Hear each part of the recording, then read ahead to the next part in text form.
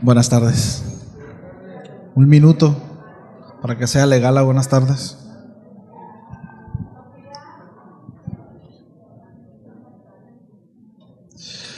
¿Cómo están? Bienvenidos sean todos. Qué gusto me da verlos.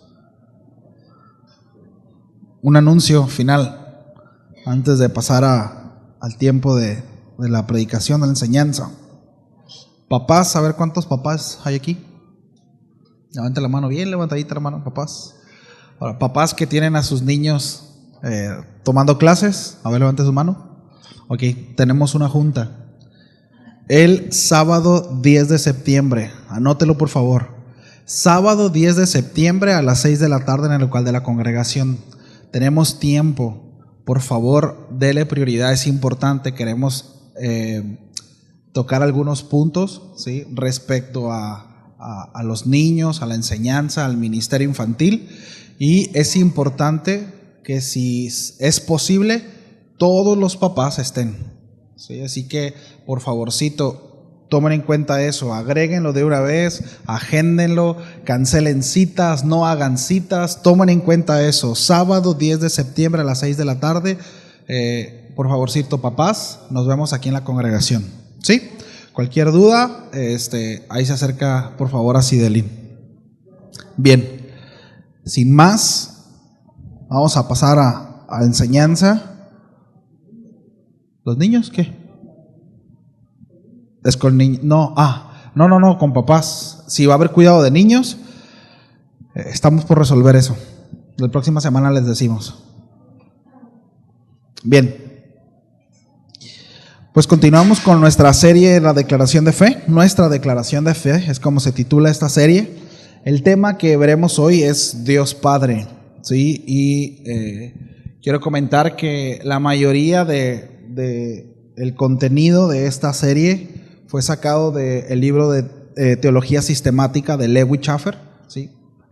Hay acceso a esa información, a ese material en internet, recomendable, ¿sí? Y bueno, pues antes de pensar vamos a orar, ¿sí? Acompáñame a orar, por favor. Señor, muchas gracias por este tiempo. Gracias por tu bondad, por tu misericordia, por la oportunidad que nos das de reunirnos, de exaltarte, de adorarte y con la libertad con la que podemos hacerlo. De verdad, muchas gracias, Señor. Queremos bendecirte y ruego que nos ayudes a prestar atención, que tu Espíritu hable a nuestro corazón y que esté presto a ser instruido, que esté presto, Señor, a ser dirigido, y que esto nos lleve, Señor, a la toma de decisiones. Queremos avanzar. En el nombre de Jesús, amén. Bien, el tema pasado de la serie que vimos hace 2 domingos, ¿sí?, fue hablamos acerca del Dios Trino, ¿sí? Hablamos acerca de que el Dios de la Biblia, ¿sí?, es un Dios trino, es decir, son 3 personas, un mismo Dios: Dios Padre, Dios Hijo y Dios Espíritu Santo. La triunidad o Trinidad no significa que Dios se manifiesta en 3 personas, ¿sí? Eso no es la Trinidad.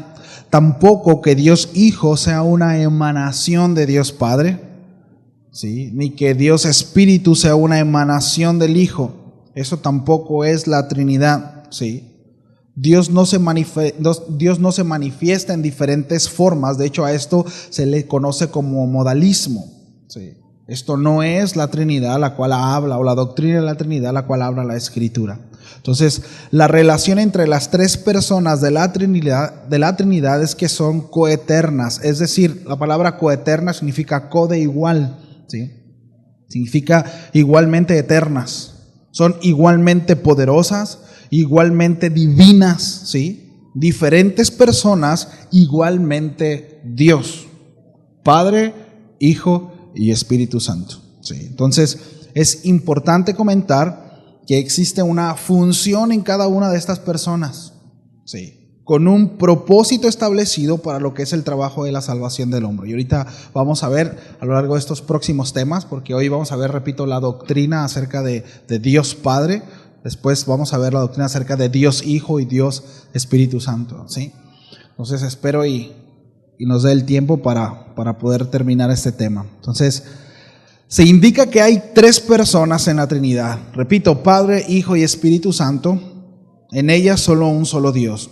La primera persona es designada como el Padre, que es el tema que veremos hoy, ¿sí? Por lo tanto, el Padre, escúcheme, no es la Trinidad, tampoco el Hijo es la Trinidad y el Espíritu Santo tampoco es la Trinidad. La Trinidad incluye a las 3 personas, ¿sí? De repente, este tipo de cosas se oye como bobas, pero son muy importantes, son aspectos muy importantes, ¿sí? No es como que Dios Padre, la Trinidad y luego un par de subordinados, no es así, ¿sí? Entonces, aunque la doctrina del Padre, el Hijo y el Espíritu Santo está presentada en el Antiguo Testamento y estos términos se dan a la persona, repito, de la Trinidad, la realidad es que en el Nuevo Testamento tenemos esta doctrina mucho más definida y con mayor revelación, ¿sí? Mucho más clara. Y en esta revelación neotestamentaria, el Padre aparece eligiendo, amando y dando. El Hijo se revela sufriendo, redimiendo y sustentando, mientras que el Espíritu Santo se manifiesta regenerando, impartiendo poder y santificando. Son las principales funciones de cada uno, ¿sí? Entonces, el Nuevo Testamento se centra en revelar a Jesucristo, pero a la vez presenta a Cristo como el Hijo de Dios y Dios como el Padre de Jesús.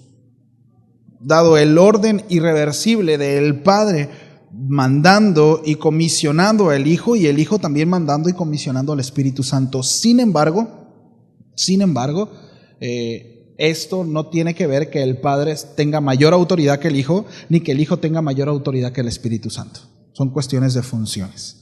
Hace muchos años, una persona se acercó, estábamos todavía en la Bravo, y me dijo: hermano, tengo algo que decirle, porque Dios me habló, el Espíritu Santo me habló y me dijo: estoy muy triste, porque aquí nada más hablan de Jesús y no hablan de mí. ¿Dónde quedo yo? Que el Espíritu Santo le había dicho eso. La verdad es que no sé que no fue malintencionado, ¿no? Sin embargo, eso es a raíz de una mala interpretación, ¿no? Y un desconocimiento de esto. Jamás nosotros vamos a ver en la Biblia al Espíritu Santo reclamando gloria. De hecho, es muy clara la función en cuanto a que el Hijo vino a dar gloria al Padre y el Espíritu Santo da gloria al Hijo. Y jamás el Espíritu Santo, ¿sí?, habló de es que soy menos o más, ¿sí? No hay tal cosa. Y ninguno se cela de otro, ¿sabe? Ninguno se cela del otro, porque de hecho, repito, el Espíritu Santo es claro en ese sentido. Es precisamente quien nos convence y nos lleva al Hijo. Sí. Entonces, repito, aun cuando hay un orden, ¿verdad?, el Padre mandando y comisionando al Hijo, que eso es claro, fue enviado por, ¿sí?, el Hijo enviando y mandando, comisionando al Espíritu Santo, enviado por, jamás uno es más que otro, ¿sí? Entonces, el Padre se designa en teología como la primera persona, sin rebajar en ninguna manera, inefable, la deidad de la segunda y la tercera persona de la Trinidad. ¿Sí? Así que está medio espeso o tropezado esto, pero es importante. Son datos importantes que nosotros podamos entender acerca de esto. Entonces, no hay subordinación, mis amados, en ninguna persona de la Trinidad. Repito, no es más Dios como Padre, ni más Dios como Hijo, ni más Dios como Espíritu Santo. No hay tal cosa. Y debemos de tener mucho cuidado en el énfasis que damos, porque tenemos que dar el énfasis correcto. ¿Cuál es la que la Escritura le da? Sí, porque hay funciones establecidas en ese sentido. Entonces, en la revelación, en cuanto a la paternidad de Dios, podemos observar cuatro aspectos diferentes, y son los que vamos a desarrollar a lo largo de la enseñanza, ¿sí? 4 aspectos. 1, Dios como Padre de toda la creación. 2, Dios el Padre por relación íntima. 3, Dios como el Padre de nuestro Señor Jesucristo. Y 4, Dios como el Padre de todos los que creen en Jesús como Salvador y Señor. ¿Sí? Entonces, debo decir que voy a leer muchos pasajes de la Biblia, sin embargo no me voy a detener a extraer el mensaje del pasaje en sí, es decir, el contexto como tal, sino tocaremos los pasajes solamente como referencia al tema que estamos exponiendo, es decir, pasajes que expresan la paternidad de Dios en cada uno de estos puntos que estaremos desarrollando, ¿sí? Entonces, punto número 1, a desarrollar la paternidad sobre la creación, ¿sí? Aunque las tres personas participan o participaron en la creación y participan en el sostenimiento del universo físico y de las criaturas que existen en él, la primera persona, o sea, Dios Padre, en una manera especial, es el Padre de toda la creación. De acuerdo a Efesios capítulo 3, verso 14 y 15, dice: por esta causa doblo mis rodillas ante el Padre de nuestro Señor Jesucristo, de quien toma toda familia en los cielos y en la tierra. Lo que está diciendo el apóstol Pablo aquí es que toda la familia de criaturas morales, escúcheme, incluyendo ángeles y hombres, son declaradas para constituir una familia de la cual Dios es el Padre. Sí. Ahora, de una manera similar, en este mismo sentido, en Hebreos capítulo 12, verso 9, la primera persona es nombrado como el Padre de los espíritus. Sí. Lo que parece, por supuesto, otra vez incluir todos los seres morales, tales como ángeles y hombres. De acuerdo con Santiago capítulo 1, verso 17, la primera persona es el Padre de las luces, una expresión peculiar que aparece indicar que Él es el originador, o de Él se origina lo que es toda luz espiritual. Sí. Hay otros textos en el Antiguo Testamento, sobre todo en el libro de Job. Voy a citar 3 textos que hablan acerca de esto, acerca de que los ángeles se describen como hijos de Dios, que es Job 38:7, Job 1:6 y Job 2:1. Se los leo. Job 38:7 dice: cuando alababan todas las estrellas del alma y se regocijaban todos los hijos de Dios, refiriéndose a los ángeles.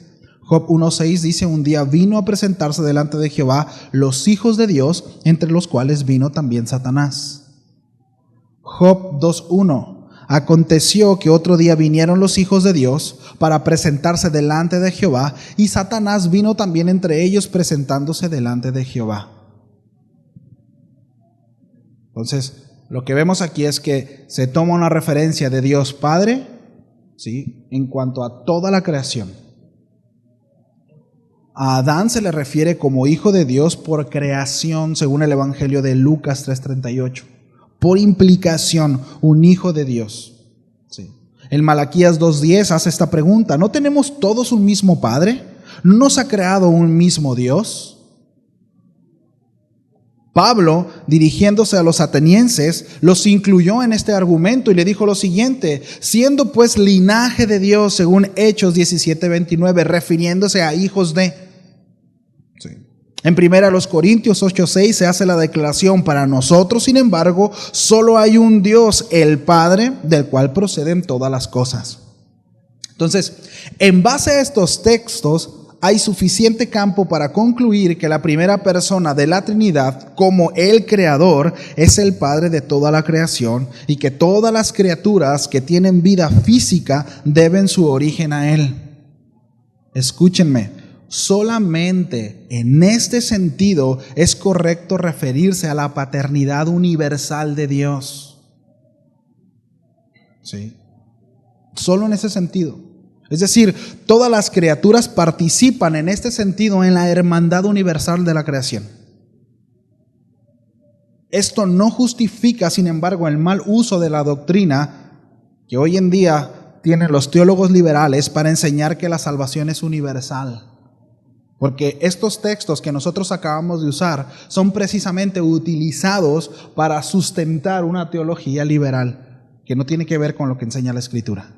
Y es que todos somos hijos de Dios. ¿Cuántos han escuchado eso? Es que todos somos hijos de Dios. Todos somos hermanos. Porque Dios nos creó a todos, por tanto todos compartimos esa misma creación, Él es nuestro Padre. Bueno, ahorita vamos a ver que no es así. ¿Sí? Entonces, debo decirlo así, a la luz de las Escrituras, esta es una herejía, totalmente contraria a la doctrina establecida por la palabra. ¿Sí? Recuerdo que en algún momento se me enseñó que todos los hombres son hijos de Dios, pero el asunto es que no todos lo sabían. Entonces había que predicárseles, pero todos somos hijos de Dios. Es decir, el punto ahí es que no todos los hombres eran malos, realmente todos los hombres eran buenos, pero según las circunstancias los llevó a hacer cosas malas. El asunto es que la Biblia dice que no, que el hombre es naturalmente malo. Por naturaleza es pecador. Por cuanto todos pecaron, todos están destituidos de la gloria de Dios. Todos, diga conmigo todos. Sí. Por tanto, no compartimos esa misma naturaleza con Dios. Y más adelante vamos a ver eso. ¿Sí? Entonces, el hecho de nosotros creer o entenderlo de esa manera, ¿sí? Concluir de esa manera en que todos somos hijos de Dios, ¿sí? En ese sentido, por cuanto todos somos hijos de Dios, esto quiere decir que todos iremos al cielo, sin aparente consecuencias de nuestras transgresiones. Y concluir así, mis amados, es terrible. Es decir, incluso que nuestros hijos crezcan con la idea de que son hijos de Dios, mis amados, eso puede hacerles mucho daño. ¿Saben?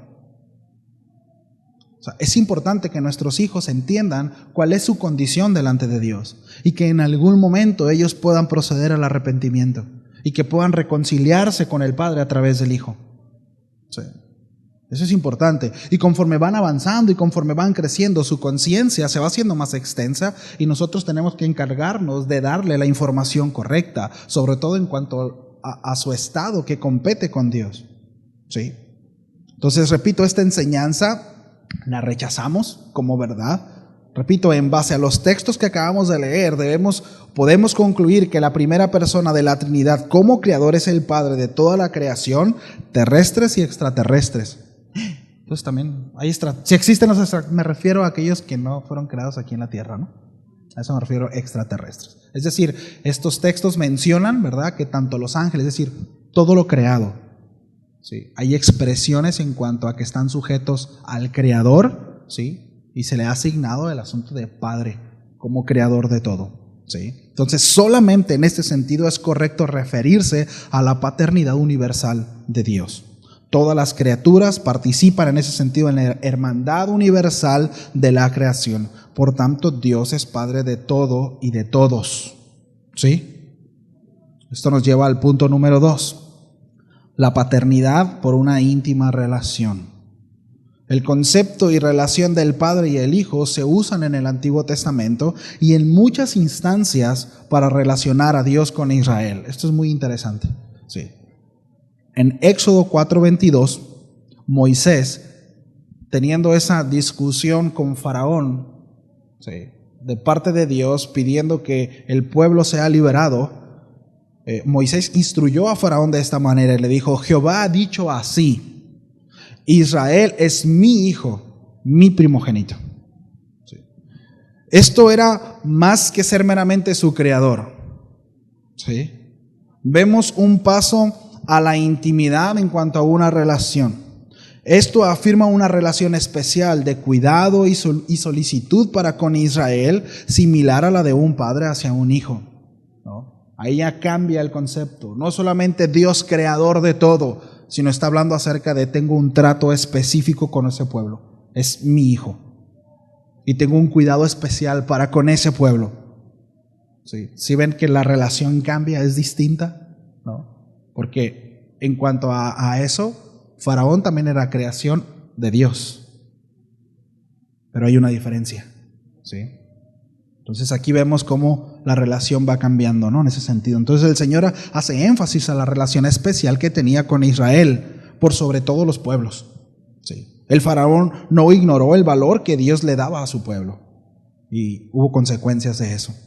Dios, expresándose de Israel a través del profeta Oseas, dijo lo siguiente en Oseas 11:1, dijo: cuando Israel era muchacho, yo lo amé y de Egipto llamé a mi hijo. Vemos como en el corazón de Dios, del principio, ¿no?, vio a ese pueblo como hijo suyo y había una relación especial, ¿sí?, por la promesa que había hecho a Abraham. Deuteronomio 8:5 dice lo siguiente: reconoce a sí mismo en tu corazón que como castiga el hombre a su hijo, así Jehová Dios te castiga. Aquí en Deuteronomio 8:5 el Señor expresa no solo el cuidado y la protección que brinda a su pueblo como buen padre, sino la corrección y dirección que necesita como hijo suyo. Sí. Vemos cómo la relación va todavía más cercana. Sí. Y esto es importante. Miren, aquí hay un principio muy importante. Ayer platicábamos, ¿no?, Cielín, Carlos y yo, acerca de la disciplina a nuestros hijos, ¿no? Y de repente cómo hay el concepto de decir, no es que a los niños no se les debe de pegar, porque se trauman, ¿sí? Bueno, ¿qué dice Dios? Ahí matamos al gallo. Si usted tiene como autoridad la palabra, ¿qué dice la palabra respecto a eso? O sea, no estamos hablando de golpear al niño para desquitar su furia, ¿no?, y su frustración. Eso es otra cosa. Pero ¿qué dice la palabra en cuanto a la corrección? Y eso es muy importante, que es todo un tema. Por eso necesitamos que venga. ¿Sí? Pero es muy importante en ese sentido. Y vean cómo Dios expresa, ¿no? Dice, reconoce a sí mismo en tu corazón, le está hablando a su pueblo, que como castiga el hombre a su hijo, y no lo está diciendo en una connotación negativa, sino en una connotación positiva, así Jehová tu Dios te castiga. Proverbios hace relación en cuanto a ese sentido. Dice que el buen padre corrige. Dios no es mal padre, mis amados. Por eso es que también corrige. Una generación perdida, ¿sí?, es fruto de una generación no corregida. Mira, salió pa' meme. Hasta rimó. Pero es una realidad. Cuando no hay instrucción, cuando no hay dirección, cuando no hay corrección, se pierde. Sí, se pierde. Entonces, el deísmo afirma la existencia de Dios. Sin embargo, sugiere que toda relación del Creador con su creación es nula. Es decir, ciertamente atribuyo a que hay un Dios creador. Es decir, no puedo negar que todo lo que veo tiene que ser producto de un ser inteligente. Es decir, ya incluso voy a la ciencia y la ciencia me lleva a eso, ¿no? Es muy necio el que dice que a través de la ciencia no hay un creador, ¿no?, en cuanto a la creación. Sí. Pero no creo que haya una relación entre ese Dios y su creación. Es decir, creó y se fue, ¿no? No hay una intervención. No hay una relación como tal entre creador y creación. El asunto es que ese no es el Dios de la Biblia, mis amados. Ese no es el Dios de la Biblia. Si usted cree que hay un Dios, el Dios de la Biblia interviene en nuestras vidas. ¿Cuántos dan gracias a Dios por eso?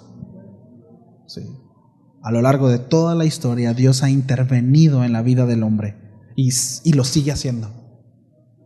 Y lo sigue haciendo. Dios sigue interviniendo en su vida y en mi vida. Lo sigue haciendo. ¿Sí?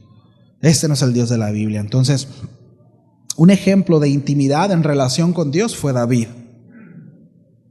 Si hay una referencia de intimidad entre el hombre y Dios, sin duda no podíamos dejar fuera de nuestros pensamientos, ¿no?, a David. Cómo se relacionó con Dios. La relación con Dios, con David, fue mucho más allá de un creador, ¿verdad?, relacionándose con su creación. Y presidiendo el favor especial sobre la casa de David, Dios reveló a David que su relación hacia Salomón sería como la de un padre hacia un hijo. El Señor le dijo a David, ahí en 2 de Samuel, capítulo 7, verso 14, le dijo, yo seré a él padre y él me será a mí hijo. Vemos cómo la relación, ¿verdad?, de Dios se va cada vez personalizando más. ¿Sí?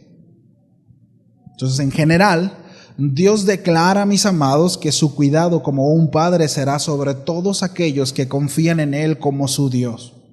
De acuerdo al Salmo 103:13 dice, como el padre se compadece de sus hijos, se compadece Jehová de los que le temen. Sí. Salmo 68:5 dice, padre de huérfanos y defensor de viudas es Dios en su santa morada. Entonces, podemos ver a Dios mostrándose como Padre en la relación con los suyos. ¿Sí? Punto número 3. El Padre de nuestro Señor Jesucristo. Y este es un punto aún un poquito más extenso y en donde es importante que podamos verlo desde una perspectiva más teológica y con ciertos tecnicismos, pero la revelación, debo decir, más importante y extensa con respecto a la paternidad de Dios se relaciona con la vinculación de la primera persona con la segunda persona, es decir, Dios Padre, Dios Hijo. La primera persona se describe como el Dios y Padre de nuestro Señor Jesucristo, según Efesios capítulo 1, verso 3. La revelación teológica más comprensiva del Nuevo Testamento es que Dios el Padre, la primera persona, es el Padre de nuestro Señor Jesucristo, la segunda persona. El hecho es de que Jesús se refiere frecuentemente como Hijo de Dios y que los atributos y obras de Dios le son constantemente asignados. Esto refiere directamente de la deidad de Cristo. Es decir, que Jesús no solamente aun cuando es llamado Hijo de Dios, ¿sí?, esto, vuelvo a lo mismo, no lo lleva a ser un subordinado del Padre, ¿sí?, por cuanto comparte la misma naturaleza. Entonces, esto constituye la doctrina de la Trinidad como un todo, como Cristo como la segunda persona en relación con la primera persona, como Hijo relacionándose con un Padre. Entonces, los teólogos desde el siglo I han luchado con una definición precisa de cómo Dios es el Padre de la segunda persona. Y obviamente en los términos Padre e Hijo son usados de parte de Dios para describir la íntima relación de la primera con la segunda persona de la Trinidad, es decir, por cuestión de funcionalidad. ¿Sí? Hace 2 semanas hablamos acerca de algunas corrientes filosóficas que nacen o que nacieron dentro de los creyentes o de los que se decían creyentes cristianos. Algunas de estas tomaron fuerza de mucho impacto y desviaron a muchos de la fe. Fueron muchos. Y una de estas filosofías fue la postura de Arrio, conocida como el arrianismo. ¿Recuerdan?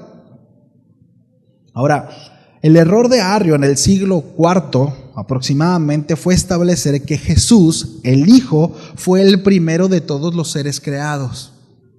Es decir, que ciertamente Él había una parte de Dios, pero no era Dios mismo, sino un subordinado del Padre. Y que fue el primero en ser creado. Sí. Esto pareciera que no atenta, pero el asunto es que eso no es lo que enseña la Biblia. Y en el momento en que nosotros cambiamos la verdad de la palabra por alguna otra verdad, que ya no es verdad, ¿sí?, ahí nos desviamos y en algún momento eso va a golpear. Sí o sí. Sí. Es decir, las implicaciones de eso, mis amados, miren, así nomás de bote pronto, si Jesús no es Dios, usted y yo no podemos ser salvos. Porque la palabra de Dios establece, ¿sí?, que solo Dios es bueno. Si Jesús no es Dios, Jesús no es bueno. Llegó a ser un hombre piadoso. Llegó a ser un hombre muy sabio, llegó a ser un hombre con gracia, llegó a ser un hombre con un potencial muy grande. Pero si no es Dios, usted y yo estamos en la misma condición. No podemos ser rescatados. ¿Sí me explico? ¿Por qué? Porque se necesitaba que un justo pagara la deuda del justo. Es decir, miren, si yo voy y digo en buena onda, digo, Señor, yo quiero pagar la deuda de la humanidad. Y dedico mi vida a eso y doy mi vida por la humanidad. ¿Cómo la ve? ¿Se podrá? Pues qué buenas intenciones tienes, pero no te alcanza. Es como querer pagar un carro de 1 millón con 5,000 pesos. Si tienes buenas intenciones, pues no te alcanza, son 5,000 pesos. No te alcanza. Sigue participando. Pensar que Jesús no es Dios es exactamente lo mismo. La deuda aún está ahí. Por tanto, usted y yo no hemos sido reconciliados con Dios. Sí. Entonces es importante las implicaciones de este tipo de asuntos, ¿no? Entonces el error de Arrio fue precisamente eso, decir, bueno, sí, Dios, ¿verdad? Pero Jesús fue el primero en todos los seres creados, es decir, no es Dios, es el primogénito en la creación, por supuesto transgiversando Colosenses. No.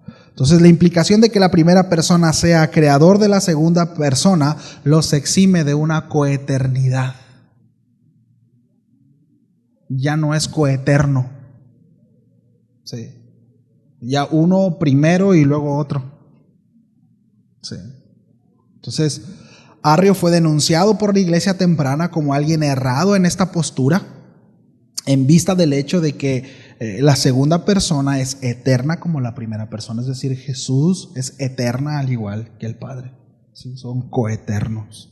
Entonces, algunos teólogos, mientras que afirmaban la preexistencia de la segunda persona, ¿sí?, muchos otros han intentado empezar el papel de la segunda persona como el Hijo en algún tiempo de la creación, es decir, quizá en la encarnación vino, ¿verdad?, esta fuerza divina, y ahí es donde empieza, ¿no?, el punto trascendente del llamado, en el bautismo, en su muerte, su resurrección, su ascensión, etcétera, etcétera, no negando los acontecimientos, pero sí yendo y atentando directamente en la naturaleza del Hijo. Y eso tenemos que tener mucho cuidado. Repito, aun cuando estamos hablando acerca de la doctrina del Padre, esto no atenta ante la verdad de quién es el Hijo. ¿Sí? Entonces, todos estos puntos de vista que acabo de mencionar son falsos, ya que la Escritura parece indicar que la segunda persona ha sido un hijo en relación con la primera persona desde la eternidad. ¿Sí? Es decir, no hubo un comienzo. No hubo un comienzo, no hay un punto de partida, ¿sí?, desde la eternidad.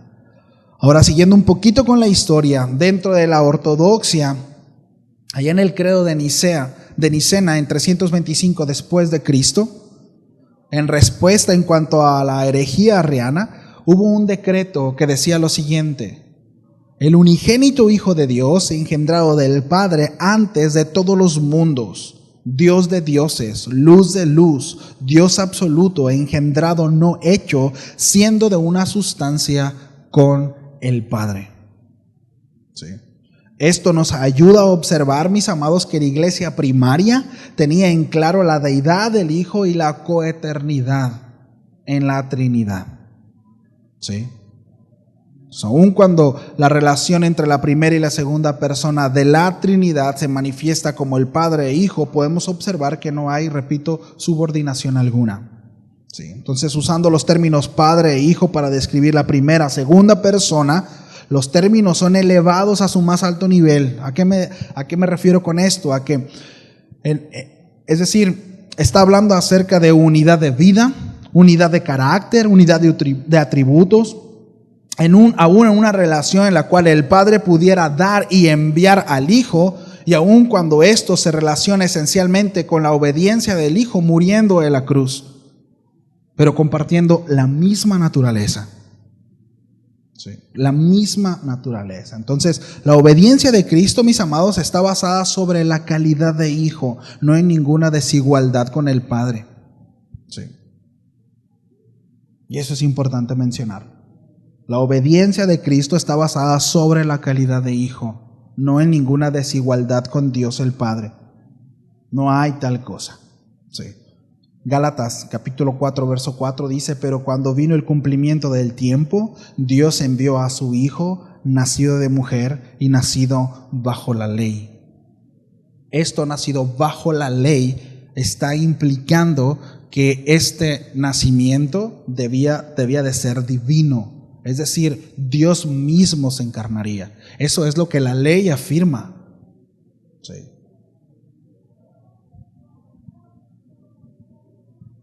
Hechos 1:2 dice: en estos postreros días nos ha hablado por el Hijo, a quien constituyó heredero de todo y por quien asimismo hizo el universo. Sí. Compartiendo la misma naturaleza. Ese es el punto número 3, el Padre nuestro Señor Jesucristo. Y esto nos lleva al punto número 4, el Padre de todos los que creen en Cristo Jesús. Entonces, en contraste al concepto de Dios el Padre como el Creador, el cual se extiende a todas las criaturas, está la verdad de que Dios es el Padre de una manera especial. Aquí hay que poner mucha atención en esto. ¿En qué sentido? En aquellos que creen que Cristo precisamente contiene esta naturaleza, ¿verdad? Y que en Él han recibido la vida eterna. El hecho de que Dios es Padre de toda la creación no asegura la salvación de todos los hombres, ni tampoco les da a todos vida eterna. Sí. La Escritura declara que hay salvación solo para aquellos que han recibido a Cristo por la fe como su Salvador. Solo para ellos hay salvación. Por tanto, la afirmación de que Dios es el Padre de toda la humanidad y que hay por lo tanto una hermandad universal entre los hombres no significa, repito, que todos son salvos y que todos irán al cielo. No es lo que enseña la Escritura. La Escritura enseña, ¿sí?, en lugar de lo anterior, que solos aquellos quienes creen en Cristo Jesús para salvación son hijos de Dios en un sentido espiritual. Y esto no en un terreno de su nacimiento natural dentro de la raza humana, ni en el terreno en el cual Dios es su creador, ¿sí?, sino más bien está basado, repito, en el nuevo nacimiento, un nacimiento espiritual dentro de la familia de Dios, ¿sí? El Evangelio de Juan, capítulo 1, verso 12, acompáñenme por favor.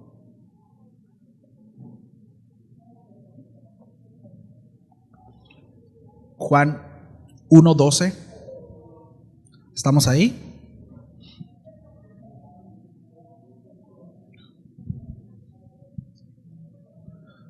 Cuando estén ahí me dicen, ¿ya llegué? Bien. Dice, pero a todos los que les recibieron, les dio el derecho de llegar a ser hijos de Dios, es decir, a los que creen en su nombre. Valera 60 dice, les dio la potestad, ¿no? El derecho o la potestad. Este es un término legal, ahorita lo vamos a ver.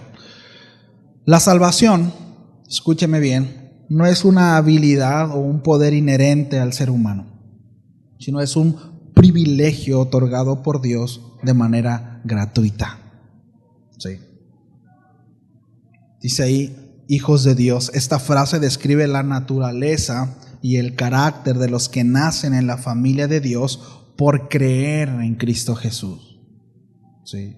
Aquí hay varios términos que estamos usando: crecer, nacer, ¿sí?, una naturaleza distinta, diferente. El apóstol Pedro dice lo siguiente en su segunda carta, segunda de Pedro 1, 3 y 4, dice: pues su divino poder nos ha concedido todo cuanto concierne a la vida y a la piedad mediante el verdadero conocimiento de aquel que nos llamó por su gloria y excelencia, por medio de las cuales nos ha concedido sus preciosas y maravillosas promesas. ¿Qué promesas? Dice, a fin de que por ellas lleguéis a ser partícipes de la naturaleza divina. ¿Sí? Por todo esto que se ha revelado, ¿verdad? Todo esto nos lleva a esas promesas. ¿Qué promesas?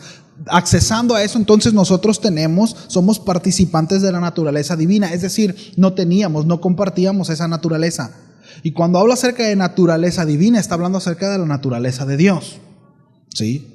Habiendo escapado de la corrupción que hay en el mundo por causa de la concupiscencia. El apóstol Pedro está hablando acerca de la naturaleza del hombre corrupta. Y que solamente a través de Cristo y la promesa cumplida en Él es que nosotros tenemos acceso a esa naturaleza divina, dejando una naturaleza corrupta. ¿Sí? Entonces, dice, todos los que le recibieron. ¿A qué se refiere con eso? Es decir, aquel que abraza la verdad de Dios. ¿Sí? Les dio el derecho. Esto, repito, es un término legal y tiene implicaciones muy importantes. Es decir, a los que creen en su nombre. La palabra creer en el griego es la palabra pisteu. Aquí la forma verbal griega enfatiza una lealtad constante y permanente en Cristo. Es decir, el apóstol Juan dice que estos que creen de manera leal y permanente, se les dio el derecho, la potestad de ser llamados hijos de Dios. Creer, ¿verdad?, constante y permanentemente en Él. Repito, y este es un término legal irrevocable. ¿Sabe qué es eso? ¿Sí? O sea, que no se puede desdecir. ¿Sí? No hay vuelta atrás. Y esto, mis amados, te da una seguridad de identidad y confianza en cuanto a nuestra relación con Dios. Porque en el momento en que nosotros somos llamados hijos de Dios, es decir, se nos da la potestad de ser llamados hijos de Dios, ya no hay vuelta atrás. No es como que hoy soy hijo de Dios y mañana me porté mal y ya no tengo la potestad de ser hijo de Dios. ¿Sí? Es como que la paloma baja y me porto mal y la paloma se va y bajan los cuervos, ¿no? Y ya que me empiezo a portar bien, entonces los cuervos se van y baja la paloma otra vez. No, así no funciona. Estamos hablando de una naturaleza, es decir, somos transformados. Y cuando en el momento en el que uno se le ha dado la potestad de ser hijo de Dios, llamado de manera legal, ¿sí? Esto es irrevocable. Hace algunos meses veíamos una película, mi esposa y yo, de una historia basada en hechos reales de una pareja que decidieron adoptar hijos. Y ellos, no le voy a contar toda la película, ¿no? El asunto es que ellos iban por un niño o una niña, ¿sí? Por un hijo, y salieron con 3, ¿no? Y no sé si algunos la han visto, la película esa. Y entre el paquete, pues venía una niña adolescente, ¿no? Y tuvieron muchos problemas, pero algo que yo meditaba y se me hacía muy interesante, ¿no? La palabra dice que nosotros, siendo padres malos, buscamos darles buenas cosas a nuestros hijos, ¿cuánto más Dios? Y algo que yo rescataba de la película y se me hacía muy interesante y meditaba en ello, es que aún en medio de todos los problemas que ellos pasaron como papás, la resistencia que hubo, ellos jamás decidieron desechar a los hijos, sino se mantuvieron. Al final está bonita la historia. Hay ahí algunas cosas, ¿no? Al modo que... Pero está muy padre la historia. Pero a lo que voy es que ellos no desecharon a los hijos. Es decir, ellos los adoptaron y eso es un llamado irrevocable. Dios, precisamente, mis amados, no hace eso con nosotros. Sí. Si a nosotros se nos ha dado la potestad de ser llamados hijos de Dios, ¿sí? Es un llamado irrevocable, ¿sabe? O sea, no es como que, híjole, me tengo que portar bien para que ese contrato no se anule. No. Alguien por ahí me dijo, es que yo no concibo a un Dios que mande al infierno a sus hijos. Es que Dios no va a mandar a ningún hijo suyo al infierno.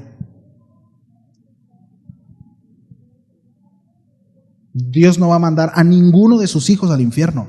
El infierno no fue creado para los hijos de Dios. El infierno será inaugurado con Satanás y todos los que le siguen. El asunto es que dice la Biblia, palabras de Cristo mismo, que hay hombres que son hijos del diablo. Esos sí se van a ir al infierno. Y aquí hay de dos sopas. O eres hijo de Dios o eres hijo del diablo. La pregunta es, ¿cuál es tu naturaleza? ¿Has sido redimido ya o no? Sí. Pero Dios no enviará a ninguno de sus hijos al infierno. Por supuesto que no. Y por otro lado, repito, si usted se le ha dado la potestad de ser hijo de Dios, usted está seguro en Él.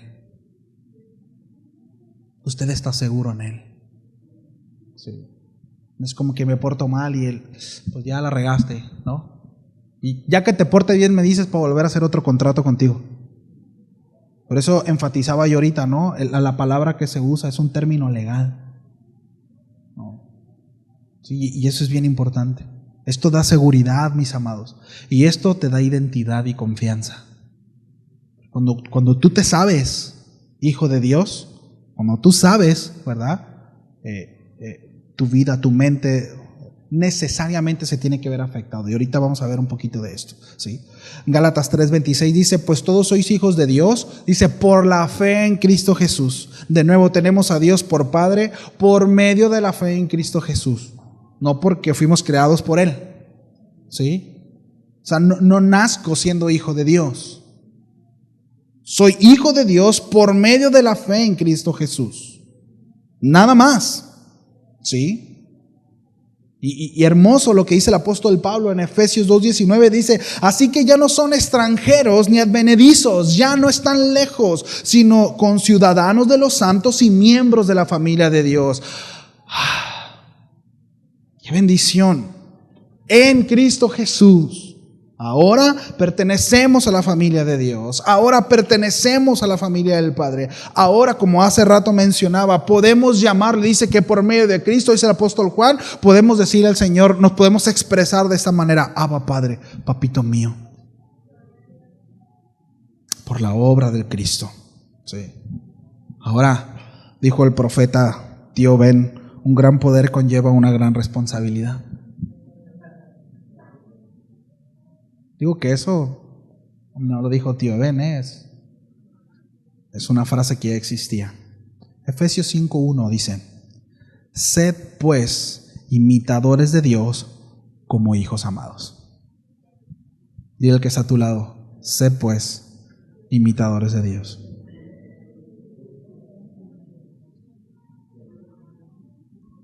Que Padre, ya hablamos acerca de que es un llamado irrevocable, ¿verdad? Ahora en Cristo Jesús, hoy, debemos tener, mis amados, puesta nuestra mirada en el autor y consumador de la fe, Jesús, nuestro ejemplo de vida. Ahora he sido salvado, he recibido la salvación por gracia, ahora soy llamado hijo de Dios, ¿sí? Bueno, hay una responsabilidad. Eso me lleva, Juan decía, el amor de Cristo nos constriñe. Al observar su obra, ¿sí? Que no merezco yo el recibir el amor de Dios, la salvación de manera gratuita, eso me lleva a vivir de una manera. Y por supuesto esto con la ayuda de su Espíritu Santo, que es quien nos santifica, es quien nos guía, quien nos soporta, siempre dependiendo de Él. Es una constante relación con Él, ¿sí? Entonces, ser imitadores, esto conlleva, mis amados, a apartar, ser coherentes con el llamado que hemos recibido, ¿sí? Primera de Juan 2:1 dice: hijitos míos, estas cosas os escribo para que no pequéis. Si son hijos de Dios, entonces no pequen. Para que no pequéis. Y si alguno hubiere pecado, mire qué hermoso, ¿no? Es esto, dice: bueno, abogado tenemos para con el Padre, Cristo Jesús el justo.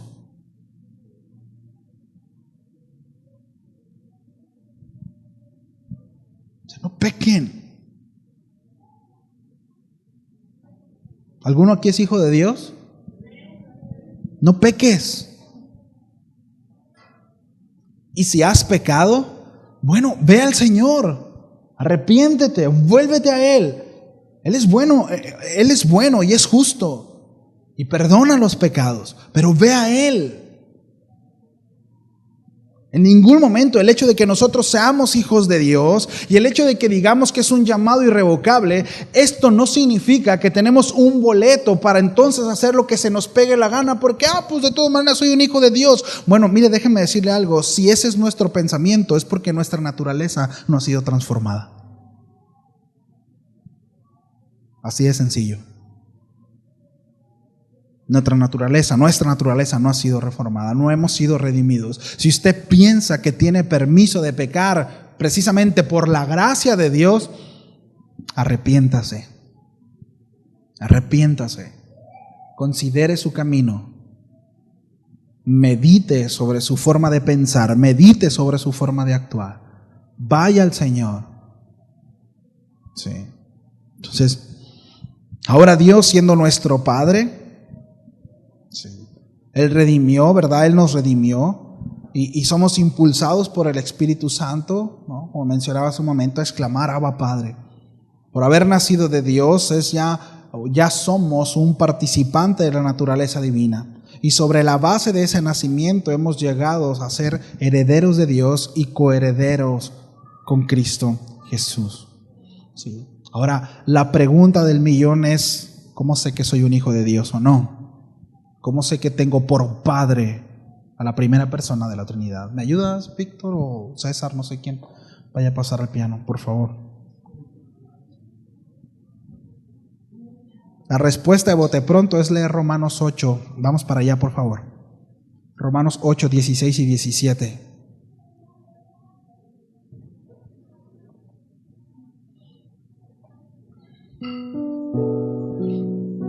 Romanos 8, 16. ¿Cómo sé que soy un hijo de Dios? ¿Cómo sé que tengo por padre a Dios? El Espíritu mismo da testimonio a nuestro espíritu. Ahí dice el Espíritu, si se fijan, es con E mayúscula, se refiere al Espíritu Santo. Es decir, el Espíritu de Dios da testimonio a nuestro espíritu, ¿sí? A mí, de que somos hijos de Dios. Este es un tema que sería bueno pronto verlo de una manera mucho más extensa y explicarlo, ¿sí? Pero esto es clave, mis amados. Esto es clave, ¿sí?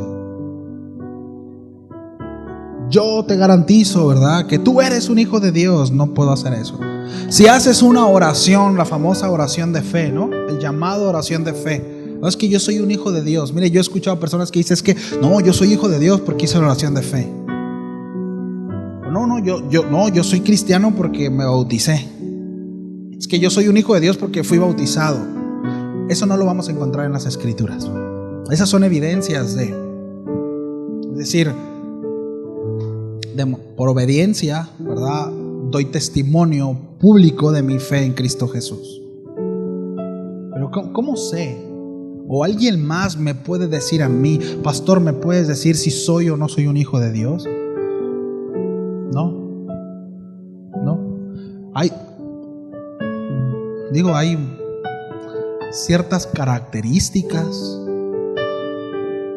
Sin embargo, trayendo a mención el Evangelio de Mateo, pues no nos podemos ir por ciertas características que son visibles, porque de repente vamos a encontrarnos con algunos que le dirán, Señor, pero en tu nombre eché fuera demonios. Señor, pero oré por enfermos y estos sanaron. Señor, pero a través de mi vida se manifestó tu poder. Y la respuesta que ellos tendrán será, apartados de mí, hacedores de maldad, que nunca os conocí. Pero es que iba regularmente a la iglesia, pero daba mis ofrendas y mis diezmos. Repito, hay ciertas características. El Señor enseñó que por sus frutos os conoceréis, ¿no? Es decir, ¿cómo sé que ese árbol, ¿verdad?, es de mango? Pues porque su fruto es de mango, ¿no? Su naturaleza es evidenciada por el fruto. Pero la realidad, repito, es que aquí está la clave, ¿sabe? El Espíritu de Dios es quien da testimonio, es quien testifica a nuestro espíritu. Él convence si es que somos o no somos hijos de Dios. 17 dice, ¿y si hijos? Y esto es lo que mencionaba yo hace un rato, ¿no? De la seguridad. Fíjense la implicación de saberse hijos. Fíjense lo que implica el tener el testimonio del Espíritu de Dios a tu espíritu de que eres un hijo de Dios. Dice, y si hijos, es decir, si eres hijo de Dios, si el Espíritu te ha convencido, ¿verdad?, de cuál es tu condición, y si eres aprobado, es decir, si eres un hijo de Dios, dice, también herederos de Dios y coherederos con Cristo.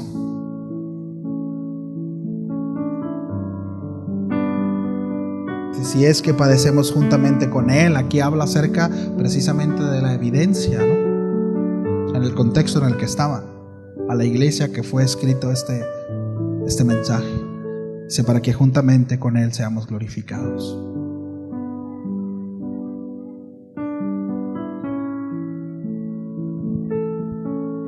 La convicción, mis amados, de identidad implica seguridad. Sí, implica seguridad. Me puedo acercar con seguridad porque sé que soy su hijo. Me voy a acercar apenado, arrepentido, con temor. Y eso es importante, ¿eh? Siempre acercarnos con temor. De repente es como que no, es que a Dios no tienes que tenerle miedo. No, sí hay que tenerle miedo. No al punto de escondernos, es muy diferente, pero sí con un temor reverente, porque Él es digno, mis amados, de eso. Con Dios no podemos relacionarnos como nosotros querramos. Él es Dios, pero podemos acercarnos con confianza y decirle: Señor, perdóname, la regué. No dudando de quién soy para ti.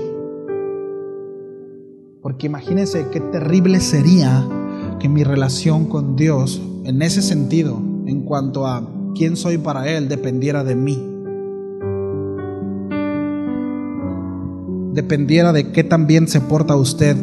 Pregunta básica, y digo, siempre lo hago porque creo que ilustra muy bien. Angelito puede portarse muy mal, pero él jamás dejará de ser mi hijo. Y le van a llover varazos, ¿no? Pero él jamás dejará de ser mi hijo. Sí.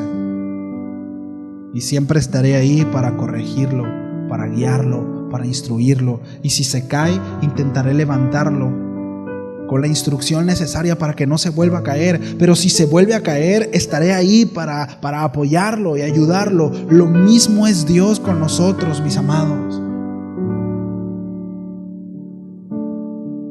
Me viene a la mente cuando el apóstol Pedro le dice a Jesús: Señor, ¿cuántas veces tenemos que perdonar a nuestro prójimo? ¿Hasta 7? Si 7 veces cae el justo, 7 veces el Señor lo levantará. La intención de esto es afirmar nuestro corazón, si es que hemos recibido la potestad de ser hijos de Dios. Y si no estoy convencido, el Espíritu no da testimonio a mi espíritu, a mi ser, de que soy hijo de Dios, procedamos al arrepentimiento. Creamos en la única obra que puede santificarnos, que puede reconciliarnos con Él, que es precisamente la obra de Cristo.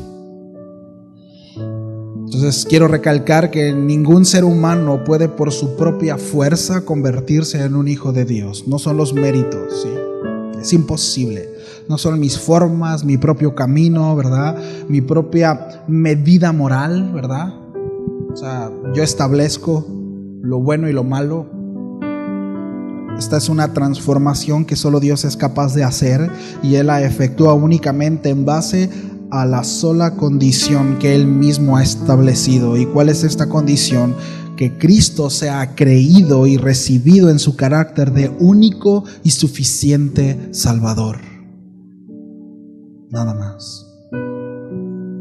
Quiero terminar con 1 Juan 3:1. Dice lo siguiente: mirad cuál amor nos ha dado el Padre.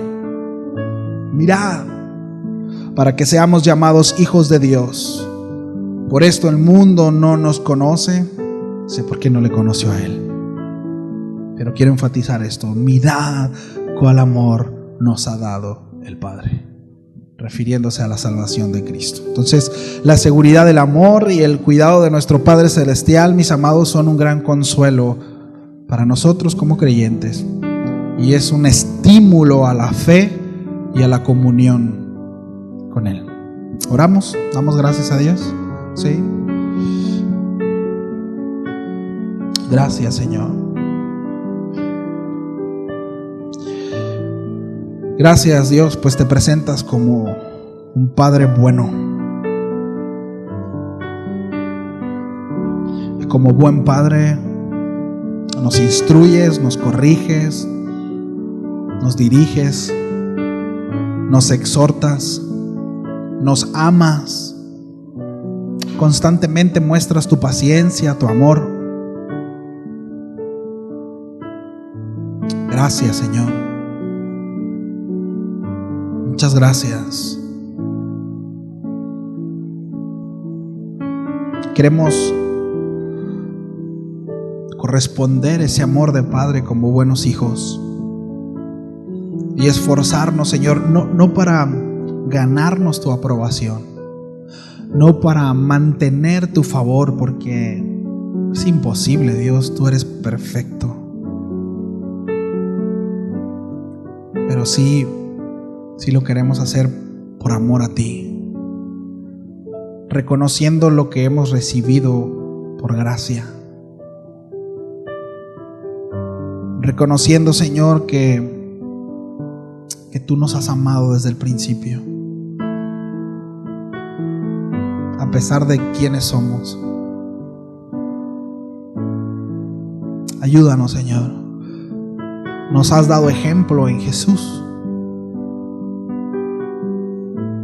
de un hijo obediente,